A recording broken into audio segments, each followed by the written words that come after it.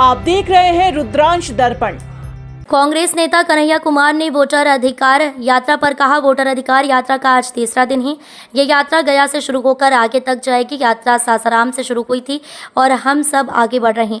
तो जिस तरह से लोग यात्रा का समर्थन कर रहे हैं, लोग यात्रा देखने के लिए अपने घरों से निकल रहे हैं, उसे अपना आशीर्वाद दे रहे हैं, उससे साफ है कि इस देश में लोकतंत्र की हत्या करना आसान नहीं है, क्योंकि यहाँ के लोगों के दिलों में लोकतंत्र बसता है। आज वोटर अधिकार यात्रा का तीसरा दिन है। गया जी से यह यात्रा शुरू होकर के आगे जो है बरबीघा तक जाएगी।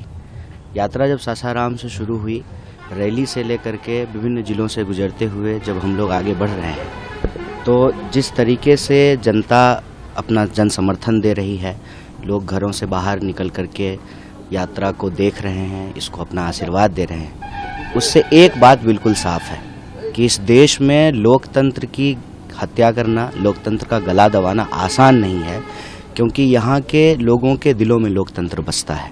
और उसकी वजह यह है कि लोकतंत्र की परंपरा और इतिहास वो एक दिन का नहीं है। हम बिहार की महान भूमि पर हैं और जानते हैं कि बिहार लोकतंत्र की जननी है, यहाँ पे लोकतंत्र का जन्म हुआ है। इसलिए जब लोगों को यह समझ में आया वोट ही नहीं रहेगा, जब वोट का अधिकार ही नहीं रहेगा, जब सरकार ही चोरी से चुनी जाएगी, तो स्वाभाविक रूप से जनता का काम ईमानदारी से नहीं होगा। वोट का अधिकार है, इसीलिए रोजी रोटी का अधिकार है। वोट का अधिकार है, इसलिए जो है कपड़ा मकान का अधिकार है, इसीलिए बोलने का अधिकार है, इसीलिए जीने का अधिकार है, शिक्षा का अधिकार है। तो बिहार के लोग इसको लेकर के बहुत सजग हैं और बहुत जबरदस्त जन समर्थन दे रहे हैं। आप लोग कह रहे हैं। आप देख रहे हैं रुद्रांश दर्पण।